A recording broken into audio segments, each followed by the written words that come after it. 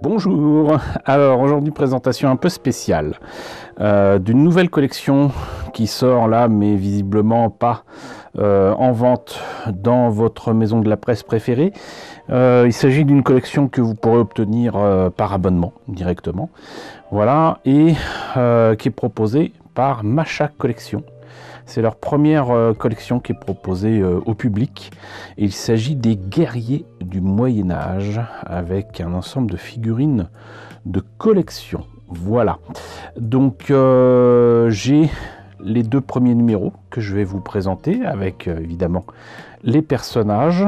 Mais dans un premier temps, ce que je vous propose, c'est de faire un petit tour de la proposition qui est faite par Macha Collection, justement autour de ces figurines et de cette collection. Et donc du coup, qu'est-ce que ça donne pour la présentation de cette collection? Alors le truc c'est que je n'ai qu'un document PDF à vous présenter, mais c'est déjà pas mal. Donc guerriers du Moyen-Âge, les combattants les plus iconiques de l'histoire médiévale en figurines de collection, voilà, donc par ce nouvel éditeur qui est Macha Collection. Et donc reconstitution historique unique. Dans chaque numéro, trouvez une figurine de qualité musée de 54 mm reproduisant les combattants des pays européens des différentes périodes médiévales. Voilà, donc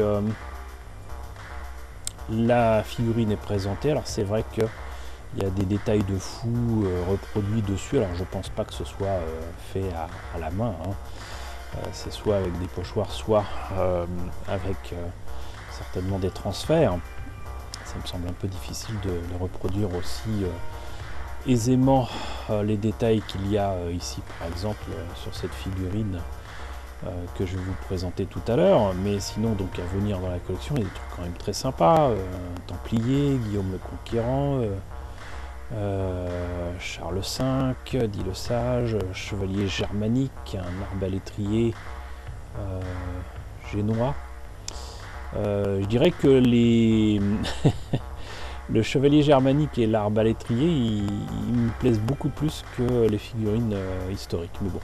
Donc particularité de cette collection, c'est que contrairement aux collections de sociétés que vous connaissez bien comme Hachette Collection, Altaïa, voilà, là, pour chaque numéro, directement, alors vous avez le choix entre apparemment donc abonnement pour 6 numéros, 14,85 €.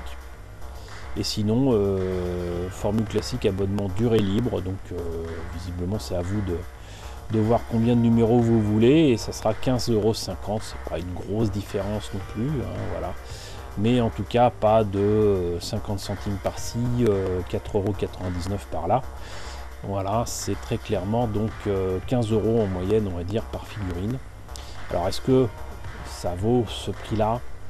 Très sincèrement, vu la qualité des figurines, vu la qualité de peinture, ça s'en approche, hein, très clairement. Mais c'est vrai que vous pourriez trouver ça un peu cher. Mais en attendant, ce sont quand même de très très jolies pièces. Et si vous vous abonnez en plus, vous avez, voilà, vous voyez, abonnez-vous maintenant pour recevoir ces superbes cadeaux. Donc premier envoi, une carte militaire que je vais vous présenter du Moyen-Âge, retraçant la bataille de Pont-Avalin, que je ne connais pas. Voilà, 4 décembre 1370, pendant la guerre de 100 ans. Ok. Avec votre troisième envoi, un magnifique porte-clés en simili-cuir. Oh, ouais. Avec votre sixième envoi, ce facsimilé unique d'un document illuminé du Moyen-Âge. Et sinon, dixième envoi, un marque-page Bertrand du Guesclin en forme de carte métallique. Voilà, alors ça, je trouve ça sympa, mais j'ai toujours peur de couper les pages de mon bouquin avec un truc pareil. Mais bon, donc voilà, des cadeaux sympathiques, mais pas non plus exceptionnels. Donc le truc, c'est qu'il va falloir vous abonner en scannant un QR code si vous voulez aller sur leur site, ou alors vous tapez le site directement sur votre moteur de recherche. Et sinon vous pouvez aussi vous abonner en envoyant tous les renseignements aux coordonnées ci-contre. Et voilà, avec le petit bulletin d'abonnement Voilà, donc écoutez, il n'y a plus qu'à voir ce que donne effectivement cette carte militaire du Moyen-Âge et puis les deux figurines de ces deux numéros que je suis en train de vous présenter. Alors, voyons un petit peu justement ce que donne ici cette carte de la bataille de Pont-Valin du 4 décembre 1370. Donc, qu'est-ce qu'ils disent là? Parce qu'apparemment, donc Pont-Valin c'est par là. Ils sont passés par les côtes françaises, enfin maintenant on dirait françaises, mais voilà, par la Manche, hein, ici. Donc, pour le côté français, il y a Bertrand du Guesclin, Olivier de Clisson, chevalier français à pied, arbalétrier français, fantassin français, archer français, cavalier français. J'imagine que c'est ce qui sera présenté en figurine. Et du côté anglais, Sir Thomas de Grandison ou baron de Grandison, chevalier anglais à pied, archer anglais, fantassin anglais, camp des chevaliers anglais. Là, je vois que il y a jusqu'à 12. Il me semble effectivement qu'il y a une bonne douzaine de figurines qui sera proposée. Et donc, ça permettra peut-être justement de repérer ces figurines par rapport à ce plan. Voilà, en tout cas, c'est joli. Voilà, puis c'est quand même dans du beau papier, pratiquement cartonné. Voilà, et pour s'abonner, par contre, il faut scanner ce QR code. Pour ceux qui ont l'application, ça sera facile. Voyons un petit peu maintenant quand même ce que ça donne justement ces fameux fascicules et ces figurines. Alors numéro 1, on commence avec Bertrand du Guesclin. Voilà. De très très belles illustrations quand même. Hein. Pas de présentation générale de la collection, ce qui me semble un peu étrange, mais bon, vous avez vu que un document existera bel et bien, même si moi je l'ai reçu en PDF. Je note aussi qu'il n'est pas question ici de classeurs vendus à des prix de fou. Donc là on rentre directement dans le sujet et pas de hors-sujet justement à ce niveau-là apparemment. Puisque là on parle donc de la face Caroline de la guerre de 100 ans, de Bertrand du Guesclin bien évidemment, et le nouveau connétable de France, écu ou escu du chevalier du milieu du XIVe siècle. Voilà, donc on en saura plus sur notamment la seconde période de la guerre de 100 ans. Grand connétable de France, le breton Bertrand du Guesclin. La face Caroline de la guerre de 100 ans, 1369-1389.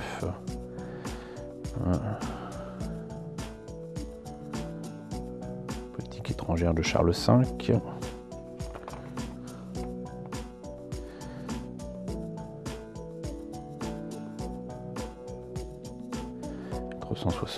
Vêtements et armements du connétable de France. Alors là justement, non seulement on rentre dans le vif du sujet, mais là on en sait plus sur ce qu'il y a sur la figurine. Donc tabard ou surcot armorié.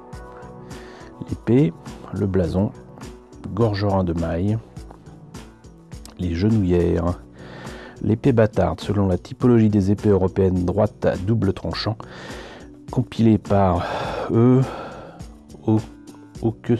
Aukeschott, j'arrive pas à lire.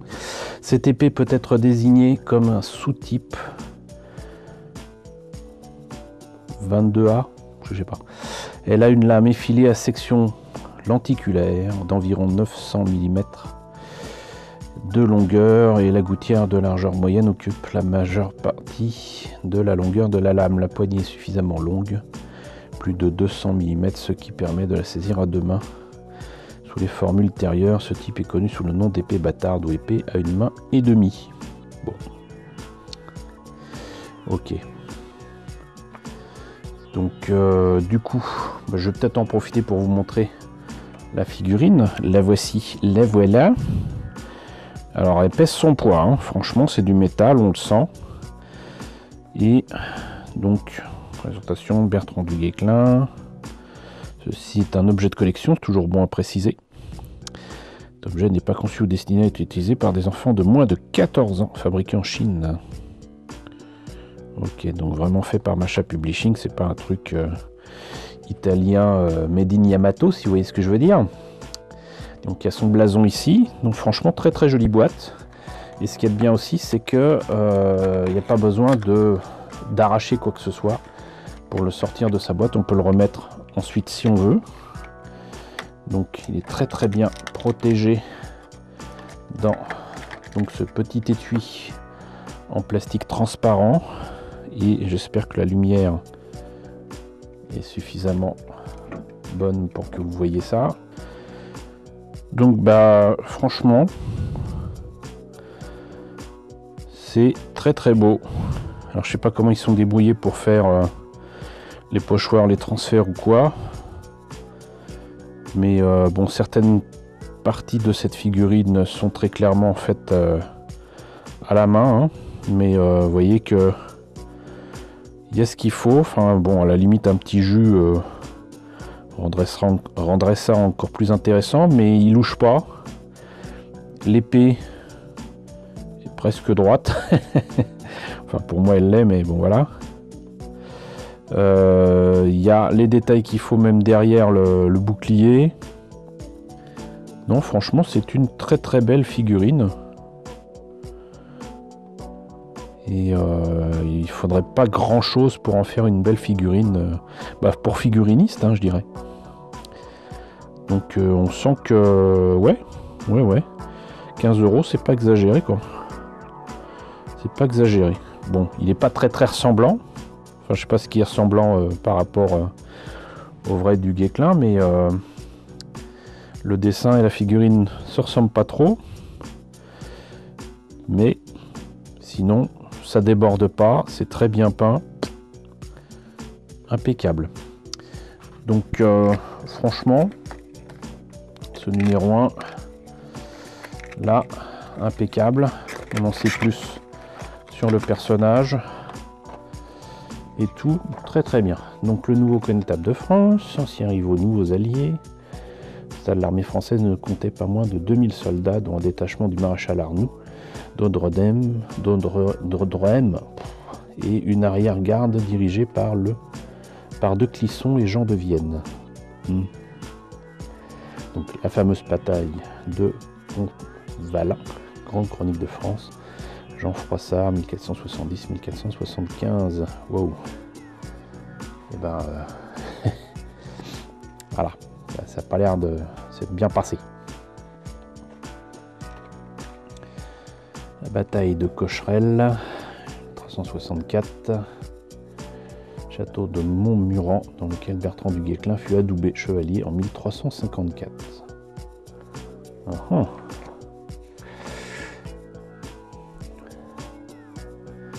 La taille et la forme des boucliers se sont modifiés en fonction de la méthode de combat et du type d'armement, ainsi que la tradition culturelle. D'accord. Voilà. Donc du coup, on a pour le numéro 2, Édouard de Woodstock, que je vous propose de découvrir immédiatement. Donc Édouard de Woodstock, voilà. Prince de Galles et d'Aquitaine, était le fils aîné du roi d'Angleterre, Édouard III. Ça rigole plus. Mais n'a jamais accédé au trône des Plantagenets.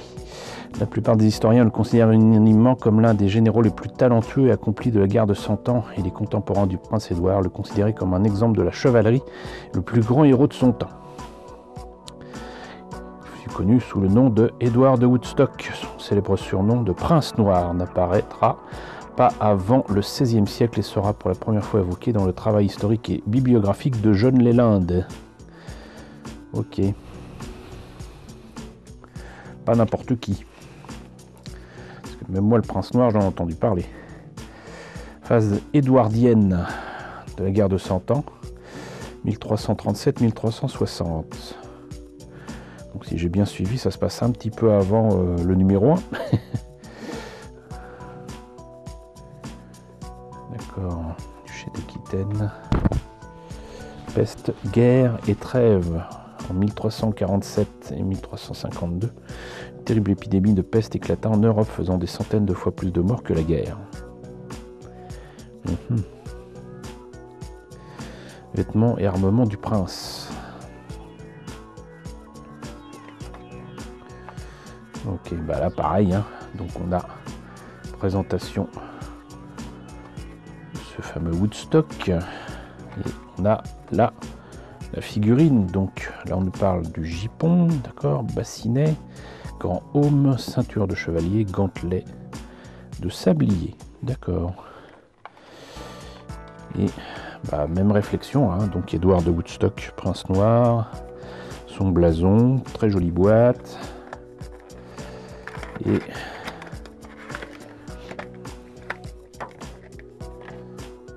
bah pareil, hein. C'est quand même très beau, hein. Il n'y a pas à dire. C'est magnifique. C'est magnifique. Et là pareil, l'épée est droite, enfin en tout cas, l'épée dans son fourreau. Les couleurs sont bonnes. Il louche pas. Il y a les petits détails qu'il faut partout. C'est beau travail. Et même si là encore le dessin et la figurine se ressemblent pas trop. Je parle de forme de visage. Hein. C'est quand même superbe. Voilà, voilà. Donc qu'est-ce qu'ils nous disent de plus sur cette joyeuse figurine de Édouard de Woodstock? Bataille de Crécy. 1346, première bataille du prince Édouard de Woodstock. D'accord. Oh. Prince noir de la bataille de Crécy. Entre contrecarrer la cavalerie attaquante de l'ennemi, les Anglais creusèrent des trous devant la position et dressèrent des barrières de piquets en bois. Ok. Une défaite lourde de conséquences côté français. Chroniqueur rivalise dans le bilan total des morts. Froissart écrit que l'armée française a perdu un total de 30 000 tués et capturés. Jean Lebel a estimé les pertes à 15 000 à 16 000 personnes. Bon, bah Jean Lebel devait être de la police, hein, j'imagine. En tout cas, il est évident que les pertes étaient importantes. Oui, pour le moins. Malgré leur courage et leur grande combativité, la première partie des chevaliers français fut également contrainte de battre en retraite et ont subi de lourdes pertes. Le grand aume du prince Édouard de Woodstock. Le gisant à la cathédrale de Canterbury. Alors les gisants, c'est, si vous voulez, les statues allongées qui sont souvent sur les tombes, les tombeaux. Des personnes qui sont enterrées là, quoi, et qui représentent donc la personne, certes allongée, mais j'allais dire de leur vivant, mais voilà, vous m'aurez compris. Le grand aume pouvait être ajusté grâce à un système de sangle en cuir fixé à l'intérieur du aume. Petite répétition. Mais voilà, donc, du coup, comme je vous l'ai dit tout à l'heure, il y a d'autres figurines qui sont prévues. Et visiblement, j'allais dire des figurines génériques. Et je dirais qu'elles sont, pour moi, hein, beaucoup plus intéressantes que justement les héros de cette guerre de 100 ans. Ça m'a l'air quand même assez sympathique. Voilà. Dernière petite précision. Pas spécialement montré, mais voilà, on va terminer là-dessus. Il y a... Donc, il s'écrit merci à nos partenaires et vous verrez que là il y a Chris Collection, coucou Chris, Gélios, coucou Gélios, Brist, coucou Brist, et Yvan Ouest Laurence. Oh, et oui, voilà, j'ai été contacté il y a bien longtemps de cela pour soutenir cette collection. J'ai accepté bien volontiers, ça fait plaisir de voir que donc on est non seulement reconnu, voilà, modeste influenceur comme on dit maintenant des internets et surtout sur YouTube. Donc voilà, je vous ai présenté cette collection comme je l'avais indiqué à Macha Collection. Et du coup là il y a la Mesnie du Lion et de l'Hermine je vais découvrir justement ce que c'est et qui ils sont, parce que là c'est des copains, là je sais pas, mais on va voir. En tout cas, si vous voulez en savoir plus sur Chris, Gélios et Brist, je vous mets les liens dans la description de la vidéo pour découvrir leur chaîne. En tout cas, merci à Macha Collection de m'avoir envoyé ces 2 premiers numéros qui sont magnifiques, vraiment.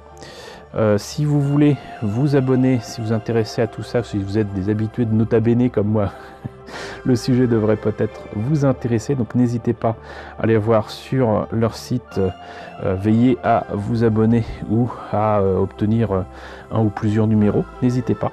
Voilà, en tout cas j'espère que cette présentation vous a intéressé.